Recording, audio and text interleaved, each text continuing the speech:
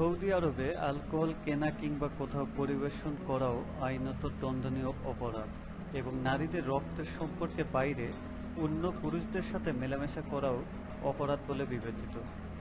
হঠাৎ একটি video viral হয়ে ওঠায় সৌদি আরবের পুলিশের নজরে আসে। খবরে জানা যায় একদল তরুণ তরুণী রাতে পার্টি করছিল, সেখানে অ্যালকোহলের ব্যবস্থাও ছিল। এ পর্যন্ত ঠিকই ছিল, কিন্তু পার্টির একটি ভিডিও ইউটিউবে প্রকাশ করায় কাল হলো তাদের জন্য। সেই থেকে পুলিশ তাদের খুঁজতে থাকে। ভিডিওতে পার্টিরতদের পাশাপাশি একটি পতাকা স্ট্যান্ডও দেখা গেছে, যার উচ্চতা 70 মিটার। 2014 সালে জেদ্দায় স্থাপন করা পতাকা স্ট্যান্ডটি বিশ্বের সবচেয়ে উঁচু।